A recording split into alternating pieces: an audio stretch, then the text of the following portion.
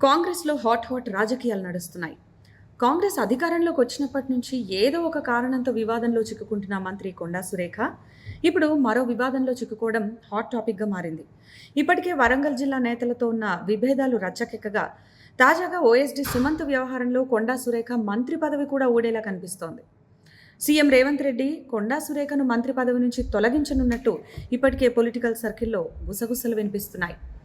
టెండర్లు, సెటిల్మెంట్ల పేర్లతో దోపిడీ జరుగుతుందని కొండా సురేఖ కూతురు సుస్మిత వ్యాఖ్యానించడంతో వారికి చెక్ పెట్టేందుకు నిర్ణయం తీసుకున్నట్టు తెలుస్తోంది. ఇక ఈ రోజు జరిగే కేబినెట్ సమావేశంలో కొండా సురేఖపై వేటు వేసే అంశంపై కీలక చర్చలు జరిగే అవకాశం ఉన్నట్లు సమాచారం. ఇక మంత్రి కొండా సురేఖ నివాసం వద్ద భద్రతను ప్రభుత్వం తొలగించినట్టు తెలుస్తోంది. హన్మకొండ జిల్లా కేంద్రంలో ఉన్న కొండా సురేఖ నివాసం దగ్గర మంత్రులకు ఇవ్వాల్సిన కనీస భద్రతతో పాటు అవుట్పోస్ట్ను కూడా పోలీసులు తొలగించారు.